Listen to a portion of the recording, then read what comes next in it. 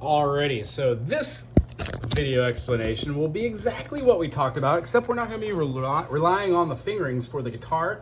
We're going to show it to you linearly, like we would show it to you vertically on the guitar. So if I started off with my E and have my lowest note, my E major, I would have for today's exercise being able to explain through the idea and the scope of having a C major, which means when I go to the piano and I go to these black keys, and I've got 3 black keys, 2 black keys, 3 black keys, 2 black keys, I take the 2 black keys and go down a half step. Now, just like our spider exercises, we have a minor second in between. Now, here's where the tie together comes. C to C sharp. This is middle C. This is the note that you hear that's going to be at the 3rd fret that you're playing for your beginning of your scale. When we go down here to this one, that's our C3, C2, and C1. So each time, if I go to these black notes and go down, I can find C. Same thing with the 3 black notes. If I go down in the 1, I find my 4th, my F. C, D, E, F. In the key of C, no black keys. So C, D, E, F, G, A, B, C, D, E, F, G, A, B, C, D. Keeps going. When we talk about triads, I see my whole hand as being like my spider exercise. Being able to do a range of different things from each different location without shifting my hands all around. And what I do is I'd be able to come and get these same notes without shifting my hand a lot over and over. That's exactly what happens with the guitar and with our spider exercises. The difference between our triads, C, E, and G, 1, 3, and 5, when we take this C and put it up top here and get rid of the lowest note on bottom, moving these over, it essentially still makes a C major, but now it's an inversion, a first inversion, because it uses the 3rd 1, 2, 3 of the chord.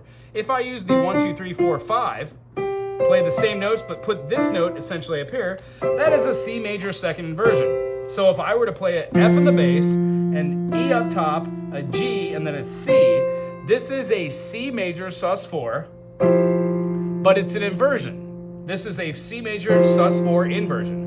Because I took C major, had the F, put the F down here, and then put my C up here, which gave me, it still gives the purpose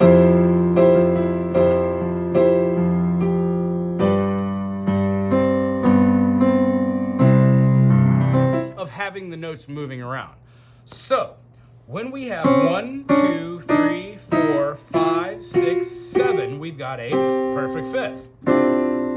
When we've got 12, 1, 2, 3, 4, 5, 6, 7, 8, 9, 10, 11, 12, that means there are 12 minor seconds in between C and C.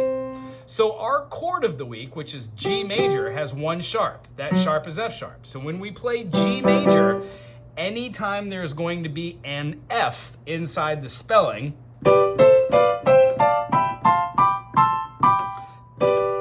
this has no F. G, B, D. When I go to A minor has no F. It's A, C, and E. However, B minor is not B minor unless you have an F sharp. If you have B, D, and F, that is clearly a B diminished, which resolves to C major. Because we have B, D, F, which is a 1, flat 3, flat 5, to a 1, 3, 5. If I had a 1, flat 3, 5, that B minor is not in the key of C major. C major, D minor, E minor, F major, G major, A minor, B.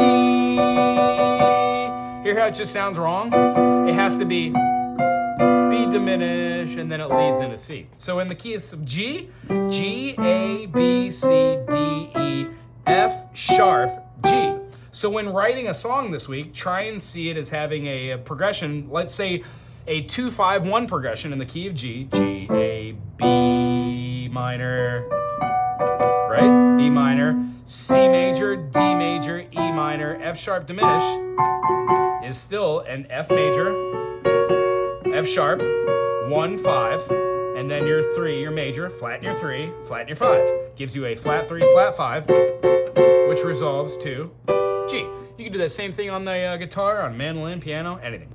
So this week, if you were writing a 2-5-1-4 progression, you would have A minor, to a D major, to a to a G major, and to a 4. So G, A, B, C. A minor, D major, G major, C. If we were to make every single one of these a major 7th,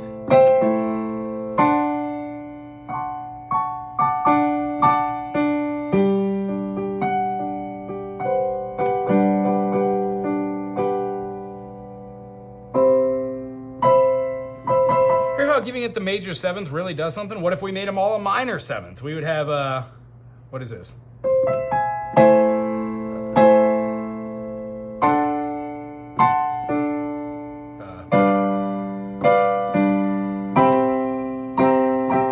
And it definitely would give a different overtone.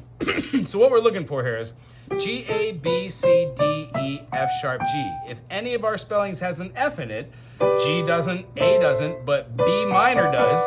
C doesn't, D does, the F sharp is the 3rd. D, E, F sharp, G, A. When we go to our E minor, it's not in there, but our F sharp diminished does. So in the key of G major, you use the F sharp 3 times. Once in the minor 3rd, once in the major 5th as the 3rd, and then once in the 7th as the root of the diminished as the 7th, and then it resolves to G.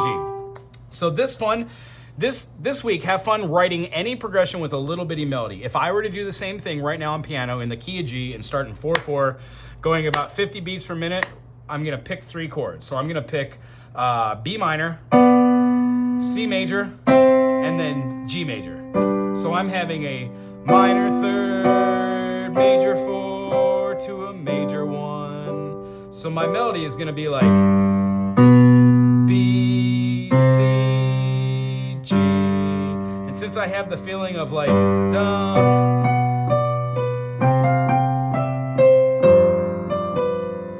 the C in a C major is the sus4 of G. So maybe if when I'm doing the B minor and I go to C, I keep that C and hit the G and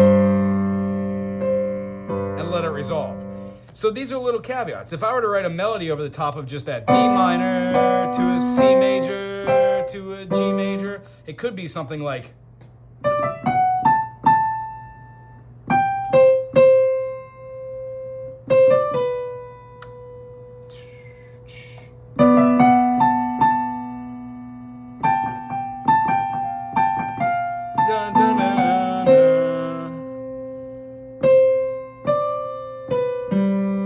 and that fits over the top of this. So I would have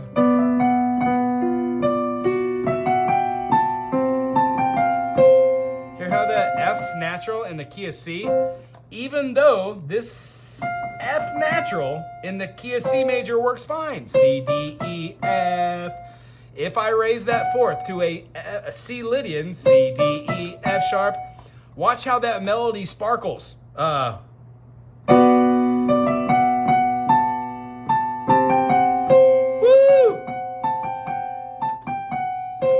And then hold that C over G.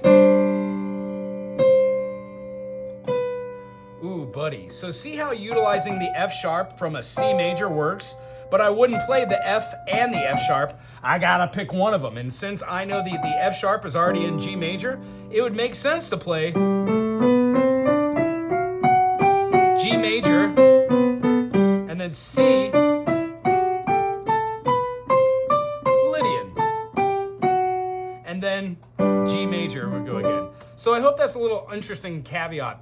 When you have one note from one chord that has 7 chords and you could use them anywhere, you don't necessarily even have to stay within that key. If I had a B minor to a C major to a G, if I know B major is here, and I know that I have B major, C sharp, D sharp, E, F sharp, G sharp, A sharp, and B, I know that this is my minor equivalent. My G sharp is my minor equivalent to my B. B, C, D, E, F, G, 1, 2, 3, 4, 5, 6. So all the notes that I play inside of G sharp minor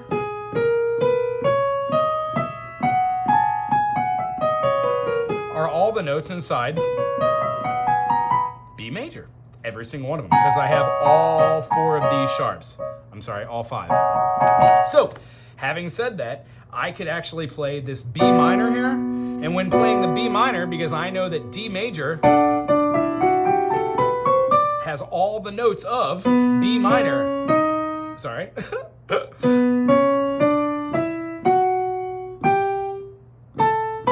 So when I have a B minor, I know that I could play, sorry.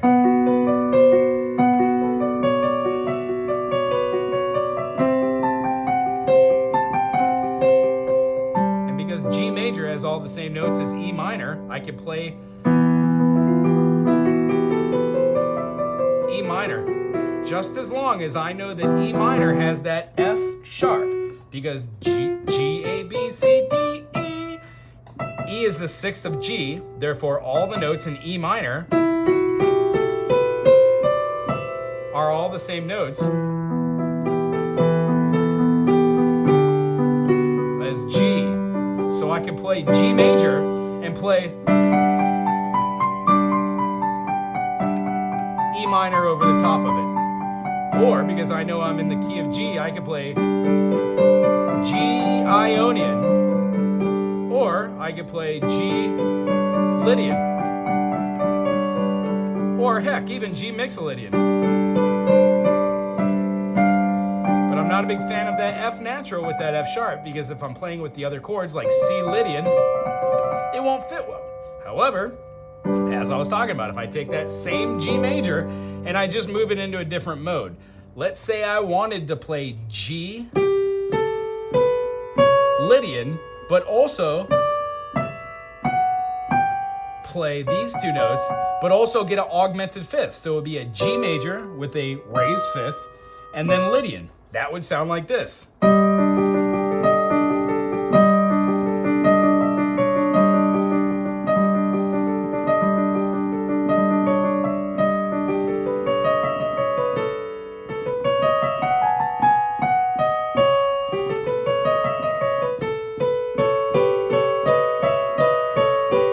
Those notes just fit really well over G major. Even a G sus would kind of work, but that sus note, that C note, would not work well with that C sharp. So basic music theory, how do you take a triad with one type of idea and take another triad with one other type of idea and make them fit together without being all smooshed over the top? And that is what we call polychords. Playing a C major 6 with a F major sus.